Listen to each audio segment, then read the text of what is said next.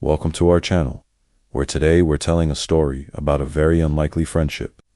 Meet Marley, a giant, goofy, husky, lovable tornado of destruction who lives to cause trouble. And then there's his owner, Sarah, who is kind but perpetually exhausted. Our story begins on a sunny day in a picturesque suburban backyard, or what's left of it. A flower bed is dug up, a garden hose is chewed through, and a frisbee lies in pieces.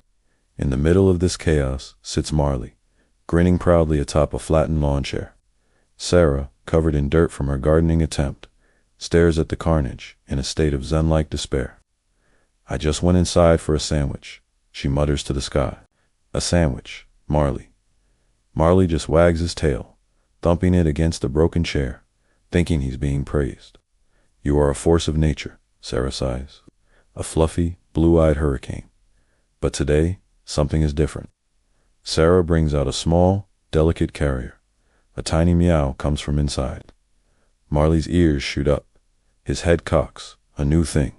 Sarah takes a deep breath. "Okay, this is Chewy. She's your new sister.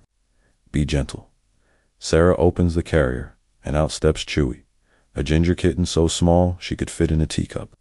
She has huge, curious eyes and takes in the giant, destroyed world around her. Marley snorts a giant puff of air, and Chewy's fur fluffs out, but she doesn't run. She just stares. Marley decides his new mission is to ignore this tiny thing. He looks away, focusing very hard on a tree. He's a big, serious dog with no interest in tiny creatures.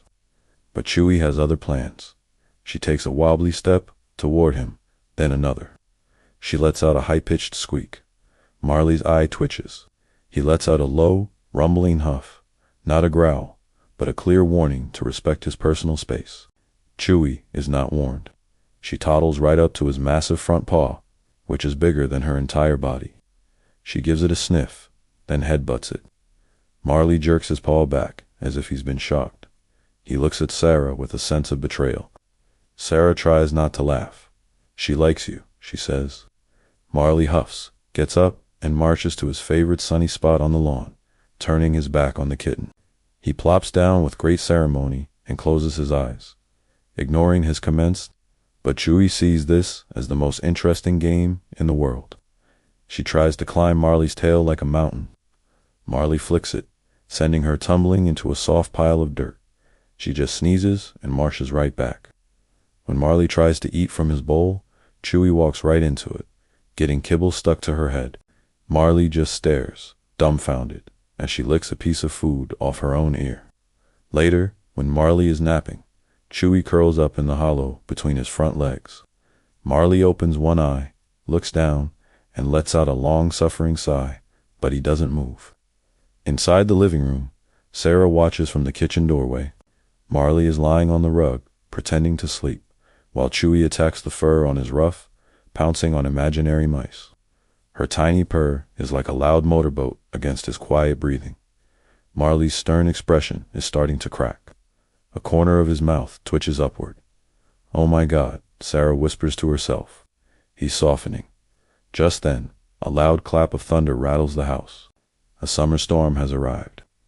Marley, the brave destroyer of gardens, jumps a foot in the air. He hates thunder. He whimpers and scrambles to hide behind the couch. But the thunder has terrified Chewy even more. She freezes, lets out a tiny, piercing screech of fear, and darts under an armchair, trembling. From behind the couch, Marley hears her cry. His own fear seems to falter. He peeks out. Another thunderclap, followed by Chewy's tiny mewl of terror. Suddenly, Marley's instincts shift. The tiny, annoying thing is scared. His tiny, annoying thing. He pads out from his hiding spot and goes to the armchair. He whines softly, nudging it with his nose. There's no response, just a shiver from under the chair. Gently, with immense care, Marley worms his giant head under the armchair. He doesn't grab her. He just snuffles, his warm breath surrounding her. Slowly, a tiny ginger paw reaches out and touches his nose. That's all the invitation he needs. He carefully scooches her out with his muzzle. Chewy is shivering violently. Marley lies down on the rug, curling into a giant, fluffy circle. He looks at Chewy, then at the safe space between his paws. Chewy doesn't hesitate. She stumbles over and curls into a tiny ball against his chest, completely sheltered by his bulk. Marley rests his chin on the floor, encircling her.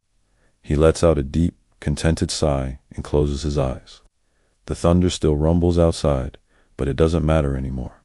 Sarah watches, a hand over her heart, tears in her eyes. The living room is a mess in October plant, a scattered cushion, but in the center is a picture of perfect peace. The giant, chaotic guardian in his tiny, purring charge. The next morning, the storm has passed. The yard is still a disaster, but something has changed. Marley is trotting across the lawn, and perched proudly on his back, like a captain on her ship, is Chewy, her tiny claws sunk into his fur for balance. Marley isn't destroying anything. He's walking carefully, making sure his passenger is secure. He looks responsible. Sarah comes out with her coffee, sees them, and does a double tick. She smiles, shaking her head. My fluffy hurricane, she says to herself, found his calm. Marley stops, looks at the still dribbling hose, then at the kitten on his back. He seems to think better of it. Instead, he turns and walks Chewy over to a sunny patch of grass. He lies down. Chewy tumbles off and immediately pounces on his wagging tail. This time, Marley doesn't ignore her. He gives her a gentle, slobbery lick from head to tail, flattening her completely. Chewy purrs, shakes herself off, and climbs right back onto his head. And that's the story of how a fluffy hurricane found his calm in the form of a tiny, fearless kitten. Thanks for watching, and don't forget to like and subscribe for more heartwarming stories.